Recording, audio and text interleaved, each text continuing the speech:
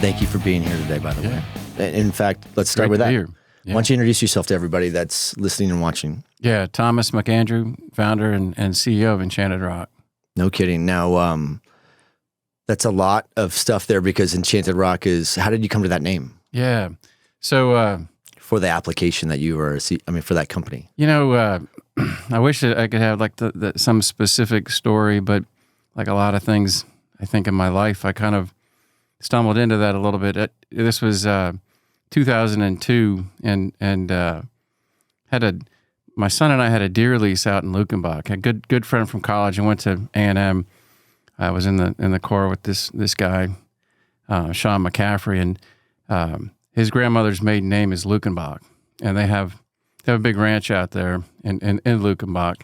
Is this just a coincidence? Yeah, I mean, they're a part of the Lukenbach family, right? And so used to spend a lot of time out there, back in college and through the years, and this was post Calpine. I'd left Calpine, and the whole kind of merchant power business collapsing in on itself after Enron collapsed, and then a lot of the independent power producers quickly followed suit for different reasons. It was a big overbuild, and I had left Calpine in the summer of 2002, and just said, man, what the heck am I going to do? And the whole kind of the merchant power business and the stuff I'd been doing seemed a little bit tired, and what I had done just previous to Calpine, started this company called Progressive Power Solutions, and we were looking at on-site generation for reliability purposes. We're investor-owned, and we would sell it as a service to critical infrastructure type customers. Again, this is in 2000, and then sell back to the electric grid to reduce the cost. And it sounded like a great idea. We quickly found out that the electric grid was not willing to pay so much for the option on those plants. This is in California, actually in East Bay, working with Sun Microsystems. Actually, Casey Mayers was at Sun, and who's at Advantage now. And so working with Casey back then, and small world, so we're working at a wow. One of their manufacturing facilities. I think it was in Newark on East Bay, but we quickly found out the last mile connectivity that we needed to communicate with what we call now microgrids, and back then I don't know what we really called them. The last mile connectivity wasn't there. The on-site controls they just either didn't exist or they were too expensive, and again the electricity grid was a little bit immature in its ability to pay for the option value, the ability to call on these types of plants, these backup power plants. And so we ended up selling that business to Calpine. And so we're going to put that on ice. At the time, Calpine had a business called Seastar Power, which was actually set up to provide backup power to the first wave of data centers back then in 2000. They were looking at big turbines, and it was kind of a little bit too big maybe for what the data centers needed, but they were at least interested in the business. And so we sold the business to them, and actually the real reason they bought it is the guy that was over their trading and risk management group wanted me to put together the group that I had been working with at the previous company, Statoil, to come help manage their power plant build out in the West. And in California, Arizona, other locations out west, up in Oregon as well, and so we did that for about 2 years. Calpine kept building, and we kept selling, and left them a pretty good book of business with a lot of different customers.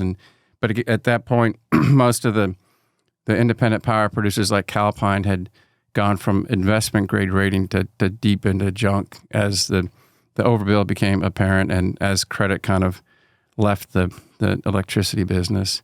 And so there's a group of us that left in the summer, and at that point I said, we were on to something with Progressive Power. I'm going to spend some time trying to figure it out, and living in Houston at the time. And I tell my wife, I said, I'm going to go out to the deer lease and to get my head on straight, and spent a lot of time at the lease in Lukenbach, and then also just heading out to Enchanted Rock, do some hiking, get my head on straight, and that's where the kind of the business plan was formed. Hanging out in Lukenbach and on Enchanted Rock. So that's where the name came from. So that actually is a really cool story, because that's a lot to unpack, right? I mean, that's a lot of stuff you just covered. I mean, Sun Micro. I mean, I don't know how many people that are in this industry that started from. I mean, Dean Nelson, right? He's one of the biggest celebrities in our sport for sure, and I know he was there back in those days. And I've known Casey for years. Honestly, I haven't even looked him up, and to see where he's at, I didn't realize Advantage. I think he's Advantage. I think he just started. Well, listen, that's a great thing for both of them, right? Yeah. I mean, two great shops. I mean, this is a small industry, right? So it sounds like you've always been a nerd, I'm guessing. Is that about right? Well, I'm a nerd. I was a grease monkey in high school, and so that's what I want to unpack, right? Yeah. So you're originally from Texas? Yeah, not originally, but spent most of my life here. So hold on a second. I think Chicago or something? No, actually, I was born in New York, lived in New York, lived in Chicago. Father from New York, mom from Texas. We started in New York, ended up in Texas. So it was junior high. I think I was in 7th grade. You moved to like Houston or something? We moved to the northwest side of Houston, actually the Klein School District, back when there was one high school in Klein. I don't know how many there are now. Yeah, some powerhouse schools there now. Yeah, so we moved there, and I was grease. How old were you when you, like, hold on a second, because you moved there in 7th grade, and then you went to A&M, right? So you went to high school Klein, went to A&M. Were you an athlete? I played junior high stuff, but I was... So you were a nerd? Yeah, too scrawny to play football in high school. In Texas, for sure. I know, at whatever, I think the Especially big school was 4A at the time, and that's what Klein was. But I played a lot of sports growing up, but not the high school level. So I started knocking around with cars and tearing them down and building them up. And in high school? In high school. Like what in particular? Like, do you have a specialty of some kind? On the type of car? Yeah, I mean, were you like, I'm a Chevy guy, 55? No, I mean, I actually had I would usually get cars that didn't run that somebody would give me, right?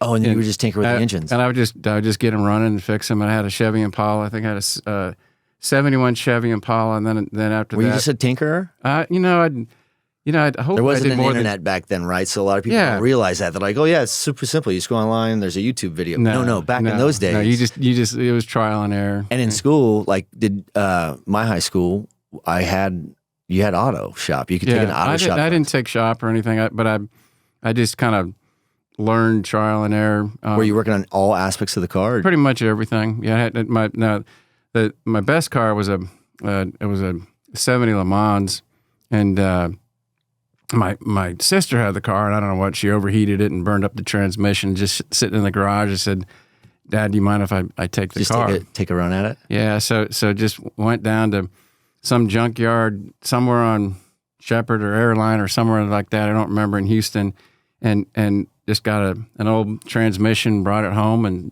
put it in, and got the thing running, and then you only charged them half as much? I just kept the car. Oh, for real? That's what happened. So I kept the car, so that was cool, and that I had a lot of fun with that car, and we ended up spending a lot of Friday nights working on that, maybe drinking a beer, maybe not, and then taking it out and running it late at night and running down Kirkendall back when nothing was there. So, and then from there, from high school, you took your passion for working on stuff and your nerdiness, and you went to A&M.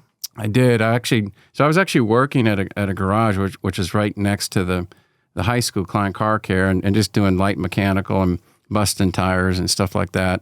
And that's a pretty cool job in high school. Yeah, it was a great job in high school. I had a lot of fun with that, and worked hard and made a little bit of money. Did you have good grades and stuff like that? I had pretty good grades, so I did fine.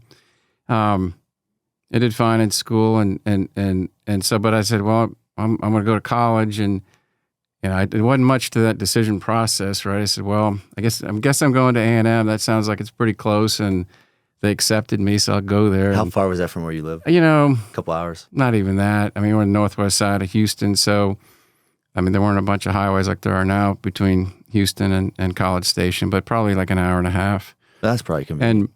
And the way I picked my major, I said, well, all I know is about working on cars, so I guess I'm going to be mechanical engineer. So that's how it all works. That's how it happened. And you joined the Corps there too? I did. And once again, like a lot of things in my life, I stumbled into that. I'm up at the school for an orientation in June, and I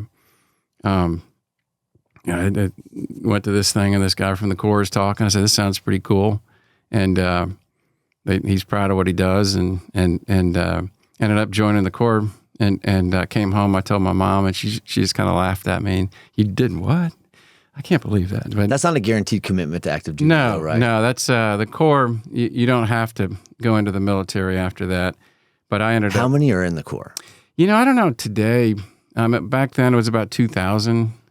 There is somebody told me that the Corps is so big now that it graduates as many Army officers. I'm not going to say it's West Point, but they graduate a lot. It's a great source of officers for the military. I ended up in the Navy, in a Navy Marine outfit, and that was kind of I didn't even. How did you stumble into that? I again just stumbled. They said this. Did you have any friends that were in a branch? I had a friend that went into an Air Force branch, but I did. They just said we were just going to put you in this outfit. It's in the Navy Marine unit, H2. And did you care? I didn't care at the time. I said, well, that sounds good, and so I did that. And why were you doing it though? I'm sorry. I want to slow you down just because this is a really interesting segue into some of the other things that we do. Right. Like we have another part of our business. I mean, building data centers is the most exciting thing. We love doing it. Right. We do it all over the place. Right. The other thing that we really enjoy, and this may become, the greatest part of our job, is helping veterans. Right. You're a veteran. I'm Navy as well, and helping them transition out of the military and trying to codify that in the language. At the same time, I'm trying to figure out how I can explain to others why some people went into the Navy instead of the Army or the Marine Corps. Right. And yours sounds like it literally was a coin flip. It sounds like it was. Yeah, it wasn't even my coin flip, I guess. So, but I ended up in that unit, and for whatever reason, I really liked it and did well with it, and enjoyed the both the physical and mental challenges, and it seemed like fun. I came from. Was it because he asked you, like you had it off the prototype then? Did you know that you wanted to? No, I didn't know any of that yet. It's kind of once again a funny story about stumbling along, but I ended up doing pretty well with all of that, and all through high school, I've also been a runner, so the physical aspect wasn't that big a deal, and so did fine with that. Had good grades, and ended up getting selected for a leadership position going into my junior year. And at the time, I was still in the Navy outfit, but I was in an Air Force ROTC because I tried to get a scholarship in the Navy, and they said, no, you've got flat feet. It's like, okay, I'm running like 5 miles a day, so it seemed I got flat feet. They let me in. Yeah, I don't understand. And so then I was selected for a leadership position in the Navy Marine Corps unit, and over the whole what's called the regiment. And there was a Marine Corps colonel who was in charge of that, and he heard I was in Air Force ROTC. He just said, that's bullshit. And I had a scholarship in the Navy the next day. So that's how I ended up in the Navy. So okay, but at the end of the day, you kind of got to choose, and you were like, "I'd rather be with them, or I want to be in the Navy." Well, I mean, I was doing the Air Force because the Navy wouldn't take me. Gotcha. And so sorry, Air Force vets, but don't ever apologize to the Air Force for anything. I know, but they don't even make movies about this. I know. There's nothing fun about it. I kind of was excited also about just the water, and I grew up around the water and being on the water. So it's like I really wanted to be in the Navy after I kind of was in the Corps. Attaboy. And so I was kind of pissed. I didn't get the nod at first, but then after that it worked out pretty well. And then I said, I'm in the Navy. What am I going to do? And did you have to commit by then? No. By your junior year? Actually, my junior. By then, I had to commit because I had to take a scholarship to take this position, and so I was now committed going into my junior year. I had the position was called Sergeant Major of the regiment, which then led to the commanding officer of the regiment, and if I didn't screw up, and so committed then, but paid for school after that. Yeah, paid for school, which wasn't hard at A&M back then. It didn't. I mean, the tuition was so low. I always said the military in general gets a great deal out of A&M on scholarship. So I bet. So, but yeah, so kind of figured out the Navy nuke thing sounded pretty cool. As in the mechanical engineering program, going fine with that, and so I applied for that and we did tests and interviews and all that, got accepted. I think I want to say I was probably around either end of the first semester, beginning of the second semester of my junior year. So knew I was going Navy nuke at that point. So I was super excited about that. I may have started coasting a little bit then, but and my GPA definitely peaked before that. So I'd had a good time my senior year for sure. And that's cool. Yeah, so it was fun. I was did the core thing. You have to make sure you're capable of drinking enough before you get in the Navy, or you die. We definitely practiced that. So I can see it. That's good training. But yeah, so that's how I ended up in the Navy and how I ended up in the nuke program. And why didn't you pick submarines? So let me tell my good question, great question. Let me tell my sophomore and junior year, Kirk, they had this thing, and I don't know what it's called today, but back then it was CORTRAMID was the acronym, and you spent a week with each service, and I went West Coast. And midshipman cruises. Yeah, the midshipman thing. So did a week with surface, week with subs, week with aviation, and week with the Marine Corps.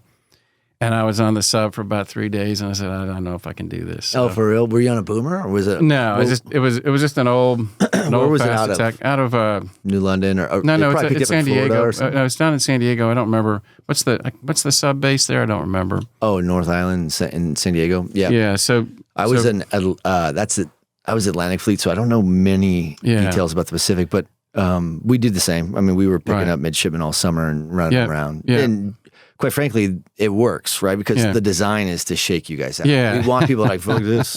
Because you don't want to figure that out in month 3 of a deployment, right? So it worked. The part I loved the most about the sub was like being up on the conning tower outside while surface transiting. Yeah. It's pretty cool. It's like you're sitting on top of a whale or something. I thought that was fantastic. But I knew I didn't want to do that longer term. So I ended up going surface. And because the only option on the surface is the carriers, right? Well, it was carrier and cruisers back then. Cruisers? Yeah, we had nuke cruisers. That was a lot of fun. That was my second ship. First ship was the Eisenhower. Did all my quals there. Got my, did the plant quals and got my chief engineer quals on the Eisenhower. They have what, 4 reactors, 8 screws? No, it's 2 reactors, 4 screws. And the whole deal back then was if you went on a carrier and you work your butt off and then they're going to send you topside to do a tour on a conventional and go shoot guns and have fun. And went up to see my detailer in DC to try to get to like an Arleigh Burke class or something like that. I said, no, that's not going to happen. We got a problem on the USS South Carolina, which is a cruiser, nuke cruiser, and you're going to go be MPA and fix it. And it's like, okay. Main propulsion assistant on a cruiser. So it's like, and it wasn't what I had planned, but it ended up being a fantastic. I was like, that sounds like a cool job. It was a great job, and I got there, and there was definitely some challenges that had to work on. Was your Ange good? Yeah, actually fantastic, and he kind of gave me enough coaching, but also let me do my stuff, and I quickly got there and found kind of the chiefs and the petty officers who knew what was going on, and kind of formed some bonds with them, and figured out, okay, these are the things we need to get done, and about, I don't know, 6-8 months later, really kind of had things humming. I was excited about it. It wasn't me. I just had some great folks, and so were you like a division officer? Is that where they giving you leadership training too? I think at the time I had 2 division officers working for me, and so I was kind of one step. I came in as an 03, so as a lieutenant, but working for the chief engineer. It's a little bit different, I think, on the boat. The MPA is kind of at a division officer level, so I was one level above that, coming in as a lieutenant. Where were you stationed at? Norfolk, or I was Norfolk. Okay, so When you graduated from A&M, you went to school probably in Florida, Orlando? Went to Orlando, did that Prototype in 6 New York? months, got married. In between nuke school and prototype, went to San Antonio, got married, and then drove to actually prototype in Windsor, Connecticut. They had a little bitty baby prototype S1C in Windsor, and I actually lived in West Springfield, Massachusetts, just due north because it was too expensive to live in Connecticut. And but did that for 6 months, and then Newport for Surface Warfare Officer School, and that was fantastic because I did that during the summer. And what then were you on for that? Oh, wait, it was wait. just that, So that's that's just not the to get school. your word for a pin. That's just to No, go to school. just get the school done, and then you go to the ship. And so I got to the. How long was that school, by the way? It was like 3.5, 4 months, something like that. But it was perfect. But in that, what are they teaching you? I mean, you learn kind of the basics of navigation and driving ships. They have these boats called YPs. I think they still have them, but they're, I want to say, 80, 90-foot diesels, and they got a chief will be in charge of each boat, and his job is to, take these ensigns out and beat them up and teach them how to drive ships and do back then we'd do flag drills and everything else. But had a good time doing that. There are a lot of classroom stuff, and then go out on the boats and have fun with that. But did that and ended up on the Eisenhower in I want to say it was right around September of that was 87, and so did that tour on the Eisenhower and 2 years. I was out in Norfolk. We did a med cruise, and that's when I got my chief. I actually didn't have my chief engineer exam yet when I went to my detailer, but he said, "Look, we're going to send you to the South Carolina." So I came back to the ship and talked to the CEO, and I said, "Look, I really need to work on my swope, and is it okay if I stand watch up on the bridge and down in the engine room at the same time?" He said, "That's cool," and he really supported me. That was fantastic. And so spent a lot of time. I'd be on watch in the engine room, do that stuff, and then literally just kind of run however many ladders it was up to the top of the tower to stand watch up there. And so I ended up getting both chief engineers quals and surface warfare pin on the Ike. That's awesome. Yeah, that was a lot of work, but a lot of fun. It was like 9-month evolution. I mean, that sounds like a long grind. Well, I was on the ship for 2 years. You kind of do quals that work up to that point. You're running a division. I was reactor mechanical division officer, and so still the kind of the mechanical thing, and then probably I want to say it was right at the very end of the tour. I got my SWO pen and chief engineer's exam. I had to go to DC. Do they tack them on when you're an officer? No, that's for the aviators, right? Submarines, they do it. Do they? Yeah. Okay. I guess that's shoes or wimps or something, right? But then went to DCA school, and then ended up on the South Carolina, and then that's when I was MPA. So I already kind of done 2 years at that point, and was a lieutenant. So you went to DCA after MPA? DCA school in between the Ike and the South Carolina. I don't even know why they sent me to the school. They just did, but I got to the ship, and then was MPA, and then doing that for about 6-7 months, maybe a little bit longer than that, I guess, but maybe more like 10 or 12 months now that I think about it. And we were over in the Red Sea during the first Gulf War, and the DCA ended up having some challenges, had a nervous breakdown, and the engine said, "Hey, can you be DCA?" It's like, what am I going to do? Say no? All right, so I said, "Sure, I'll do it." So I was MPA and DCA for a while, and I loved that job, and that's when I first really started learning about diesels, right? And that's a lot of the background for Enchanted Rock came from my time as DCA. That makes sense. And I mean, you learn a lot about the reliability systems in general, and redundancy and the design and kind of the rigor of the operations and maintenance from the nuke program. But the cool thing about being DCA, I got to work with the hull techs, everybody else, the non-nukes. And so that's damage control. Yeah. Right? So for those that don't understand, like MPA's main propulsion assistant, that's obviously critical. Everything having to do with propulsion, all the mechanical stuff having to do with moving the ship through the water and generating electricity. I own that. And then on the DCA side, though, that's damage control, right? It's damage control, all the auxiliary mechanical equipment, You're the firefighters on the everything. ship. Yeah. The firefighters, the Any guys, damage to the ship. right, and then any of the diesels. So I had all the diesels on the ship's boats. And how many and how big? Like we only have one on a submarine, right? Yeah, so we had 2 emergency diesel generators, and then all the ship's boats had diesels. My gosh, I can't. How big were they? I'm trying to remember. I'm just trying to remember in horsepower, but they're big. They're big engines. I want to say 5,000 braking horsepower per engine. I don't know. Yeah, maybe a little bit bigger than that, because they're probably somewhere around 5 megawatts or so. Fractional, that's about right. Yeah, then. so maybe a little bit higher on the horsepower side.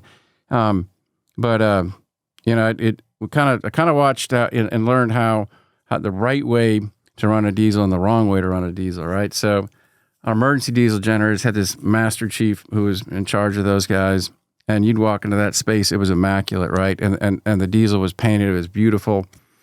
I am geeking out a little bit, I guess, but that's my man. Call it diesel beautiful, right? And meticulous attention to detail.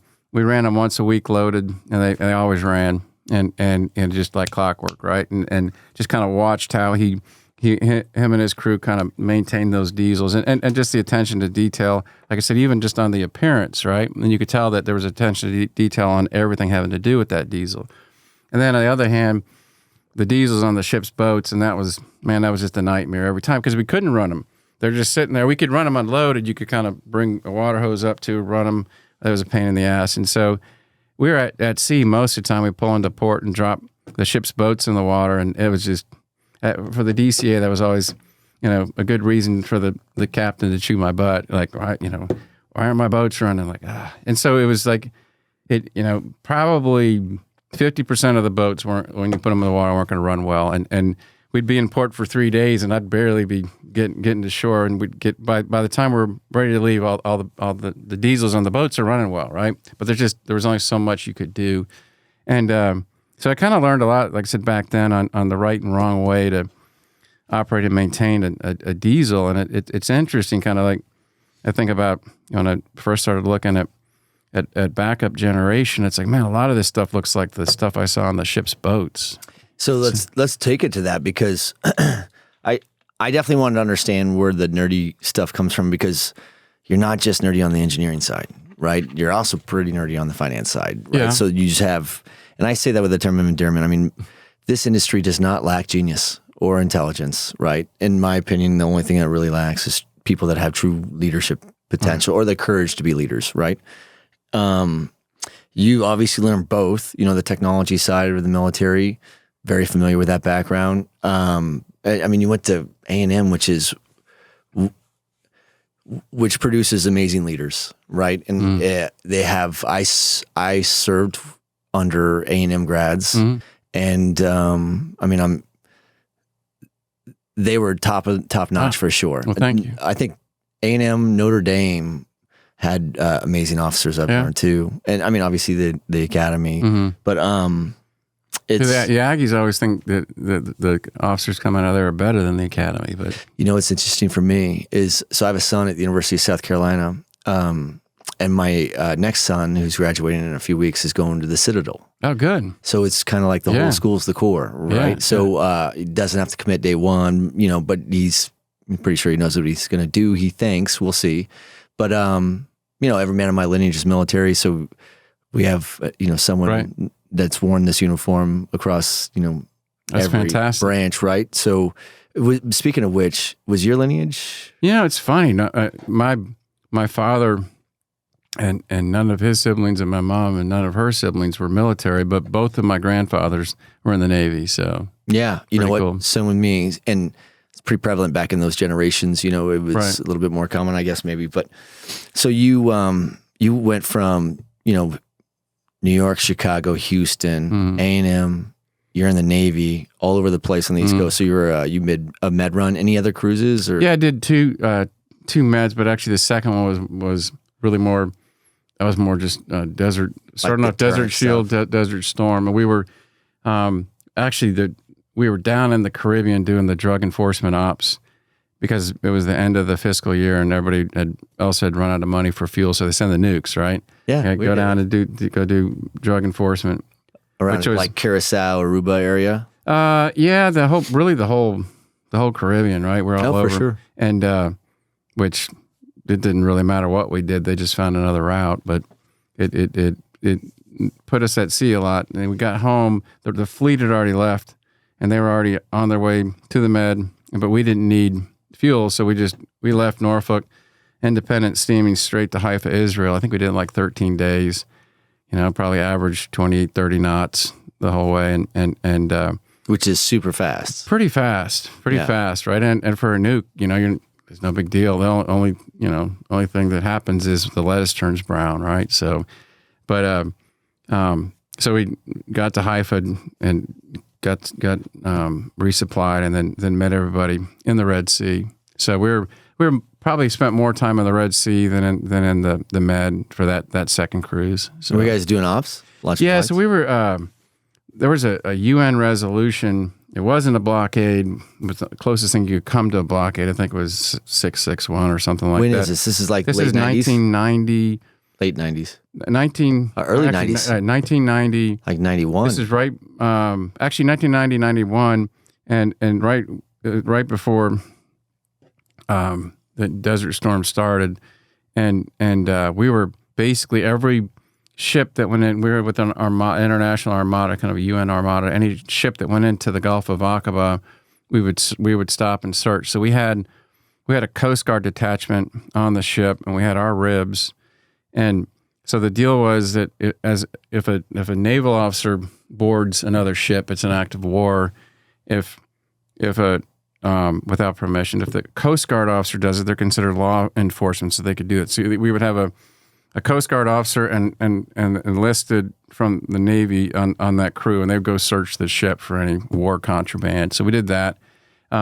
We did not have the longer range cruise missiles, which I was upset about. So we didn't really get to fire any of those. So we did mainly the UN not blockade operations. So in the Red Sea. Interesting. How much? Like, what's the crew size for a ship like that? For a cruiser? The South Carolina? Is that yeah. I want to say, we were kind of 400 or 500, something like that. But I mean, so how long is that ship? It's about 500-600 feet. Yeah, 500 something feet, if I remember correctly. But it's not a frigate, not as small as a frigate, but definitely not the carrier. The carrier with the air wing on board had about 5,000. Right? Yeah, it was crazy. So interesting. So you were in for how long again? A little under. I was a little under 6 years. I got out. I was supposed to get out during Desert Storm, but obviously that's not going to happen. So came back. Was there like sequestration or something? How'd you get out? Yeah, pretty much. No, just everything was frozen until all that was over. And did you want to stay in? Did you enjoy what you were doing? I totally loved, Kirk. I love what I did in the Navy. I started my family, and actually my oldest daughter was born like a month before I got out. And I mean, it was a hard thing to get out, but it's just one of those things like, man, I'm just gone all the time. And so I love what I did, but hard way to raise a family but didn't take anything away from how much I loved it and what I learned and so much of what I learned I'm using today. So that's super cool. But it was hard. It was hard getting out. Totally get that. And that transition, like, did you know what you were doing when you came out? Like, what do you, where did you fall back to? Where you came from? Not really. I didn't, as usual, it's kind of stumble into the next thing. So I actually was on a pretty good track in the Navy and kind of started to accelerate and so just busy and having fun with it and, fixing stuff and driving ships and everything else. So got out and I said, well, the thing to do if you're a Navy nuke, go work at a plant, right? Mm. And that back then. And so I worked at Plant Farley, part of Alabama Power, which is part of Southern Company in Southeast Alabama. And I mean, nothing against it, but it it was just tough. I mean, the industry had kind of frozen at that point.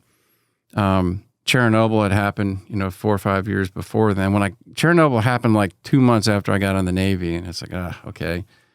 And was it like a job where you're sitting there like in a room like Homer Simpson in a reactor control panel, I was a maintenance support engineer and did that for a little bit, and then they selected me to go into the operations, the licensing path. So, be honest though, at that time when you were changing, was your wife like, listen, you being deployed sucked, but we live in Alabama now, and like I didn't want to be punished? Well, did you like Alabama? She loves Alabama. I wasn't so happy with it. I mean, it's a great state, nothing against folks that are from Alabama, but it was such a big wind down from where I was, and not so much where I was living, just the job. I mean, I was used to going a million miles an hour and just, like I said, just high stress. How did you get that? How did you find that job? Before you came out, or did you? Well, it was before I got out. Did the interviews and everything else, but you. Did they find you? You find them? There's just recruiters and there was. Yeah. Okay. So it's not too dissimilar to a lot of the stuff today. So I interviewed, and I think I got 2 or 3 offers all at plants, and then ended up taking that job. But I was in that deal for about 6 months, and I was like, man, I just don't know if I can do this. And I figured out that to get promoted, somebody has to retire or die like above you, and there was no growth, and everybody's starting to talk about, nuke business is dead. I'm like, what am I doing? I'm, I think 28 at the time, and like, my career can't be over, can it? And so I had a friend, actually another Navy nuke, Notre Dame grad, and he calls like, man, you ought to go to business school. I was like, yeah, that sounds like a good idea. He said, I just applied to Harvard, and they really like Navy nukes. They put me on deferred acceptance or something like that. It's like, okay, well, let me give that a shot. And so I applied, and it's the only school I even applied to. It's like, I heard they like Navy nukes, so I'm gonna try this, and my grades were pretty good coming out of college. Like I said, I coasted a little bit the last year, and so I figured it had to be somebody that appreciated something else other than college grades. And so they let me in. So I said, this must be some kind of like social experiment thing they're doing. This Aggie is going to go to Harvard Business School. So I did that and had a fantastic time with that. That was great. And this is about the time they're getting ready to deregulate the electricity market. And a lot of the debate for that was happening. When was that? This was 92 through 94. Okay. And so the debate on how the markets would be deregulated, but a lot of it was happening in Boston. There's this guy, Hogan, who was over at the Kennedy School of Government, and Joskow, who was over, I don't remember what group he was in at MIT, so typical MIT Harvard debate on the kind of the structure of the markets. And I think Hogan was the guy that, actually, I'm probably going to get this wrong, but one of them was arguing for this concept called pool co, which ended up being what all these ISOs are now. And the other was saying, no, we don't need this. It could be bilateral. Like everybody can just deal with the other person. And so out of that debate came, PJM and ERCOT and California ISO. All that stuff came from that. So it was really cool. I was kind of following that. I didn't know anything of what I wanted to do, but I thought this power stuff sounds really cool. A lot of the power deregulation and kind of coming from that background. So you literally stumbled into that. I stumbled into that. By being at business school at Harvard. At the right time. And so...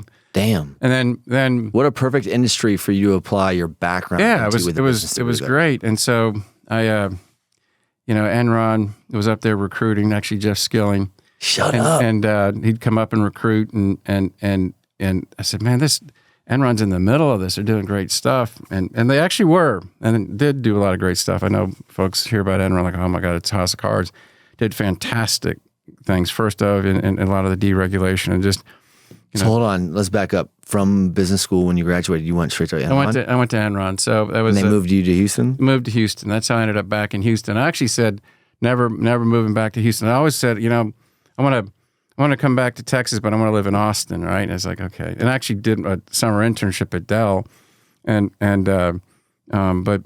ended up getting recruited by Enron and went to Houston. So that was in summer of '94, and so it was great because I was able to use my background, understanding kind of power plants in general, and started off doing some stuff on the oil and gas side, but I don't want to do this. I want to go into power. So ended up and did some power kind of structuring on different types of deals of the financial structuring, but ended up. What was the primary thing that launched Enron? Like it was, they helped create the legislation? On the power side or on the gas side? Well, which side was bigger? Power, So right? they started off gas. It was kind of the merger of a few different pipelines back in the early to mid 80s. I don't even remember which pipelines, honestly.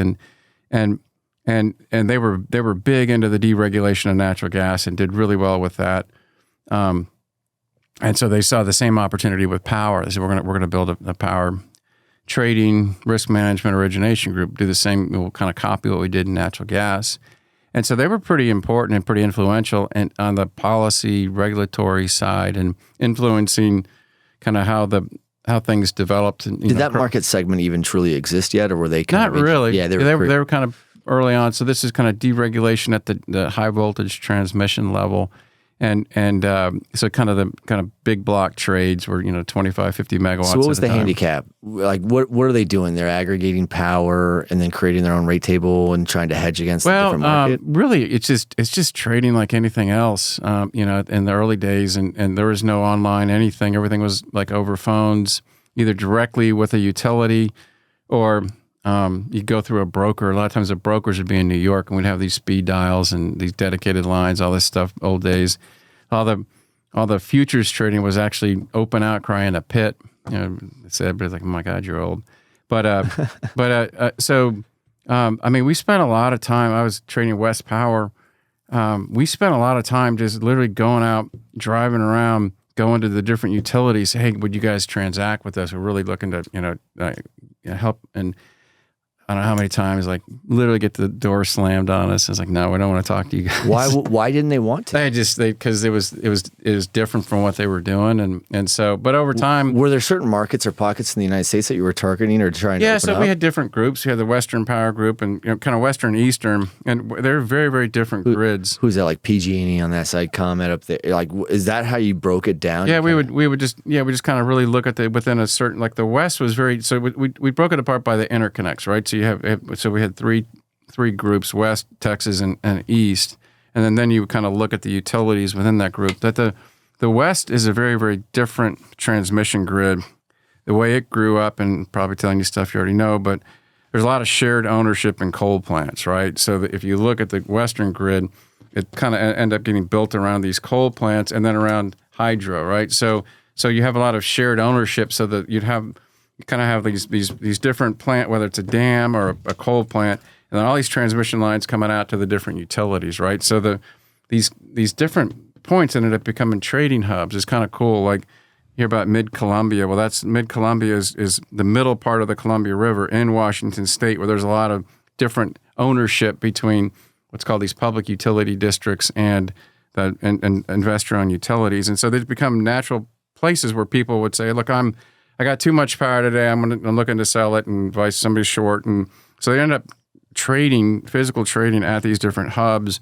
They establish a thing called Western Systems Power Pool, which is kind of a common agreement all the utilities use to trade with each other. And so what we were trying to do at Enron, like, hey, can we join this thing and trade with you guys? And we got a little bit of pushback, but over time they accepted us, and so it was pretty cool. We ended up doing a lot of different types of transactions, but I don't want to make it sound more sophisticated than it is, because it isn't. I mean, you want to buy low and sell high, right? And or sell high and buy low if you're going short. But you really had to understand back then, especially the kind of the physical nature of the system, right? So you had to understand how electricity is generated. You understand what this. You had to really understand, you had to understand power trading. Right. This is a coal plant. So that was always my forte, coming from the Navy nuke background. I really understood how power plants worked. And I was like, I hear about this too. So you're handicapping the capabilities and limitations of a power plant. Yeah. When I hear about a plant outage, I could pretty quickly tell that's a 2-day outage or a 2-month outage, right? Mm-hmm. And so that was kind of my deal, and also just digging in and learning more about hydro.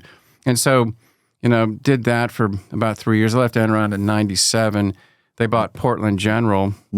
So you left. When did they collapse? In 2001. Gotcha. Once again, You're right place. I mean, I was there when it was fantastic, and I left before it got silly. So I kind of once stumbled into the next thing. And so Enron bought Portland General, and they said, you can keep trading West Power, but you have to move to Portland. And I said, I don't want to do that. I mean, all my family's in Houston now. And so ended up, had a good friend that went over to this company initially called Eastern, was it Eastern Group, whatever. And Statoil was an investor, and they ended up buying the whole thing. So it became Statoil in North America, the Norwegian-owned, state-controlled oil company that's since changed its name. But ended up starting up a West Power trading deal for those guys. It kind of sounds like the power trading was like the Wild Wild West. Yeah, it was kind of. It was a lot of fun. You kind of had to, use a lot of common sense though, because there's some things that happened later on that where people got in a lot of trouble. And actually, it was the guys at Enron that got in a lot of trouble. And actually, the group that they wanted me to go join, that luckily I didn't. And so we ended up kind of going back to that story with Progressive Power with Statoil. We were there for about a little over 2.5 years, and Statoil got hurt. There was a credit blow up in the East, and you had these chains of custody of a transaction, and there was a city of Springfield in Illinois that couldn't pay, and so it just caused this default across the thing, and Statoil was at the end of it.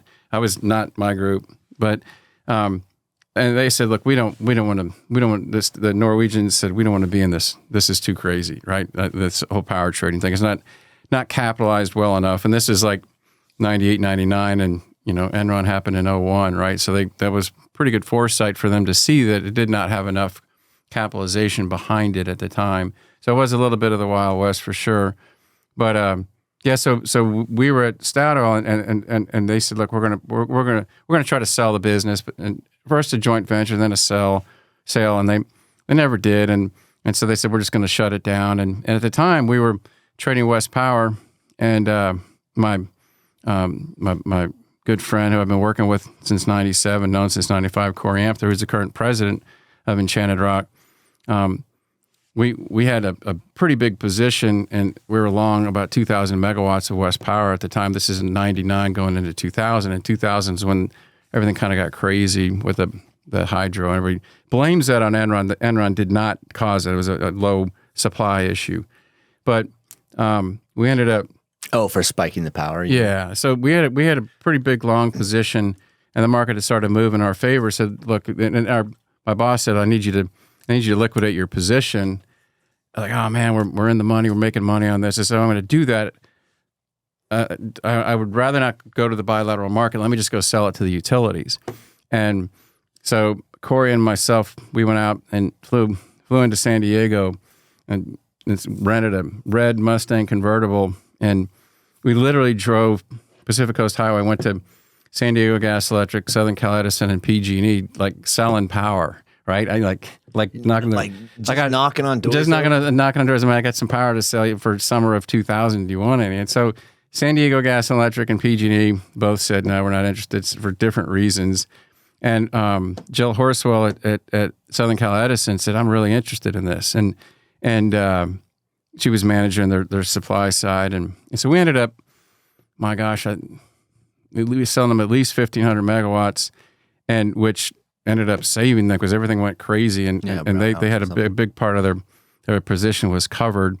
And so she asked me to come, this is now in 2000, early 2000, asked me to come back and consult and help her with some stuff and more on technical analysis on charts. And we were getting into that at the time.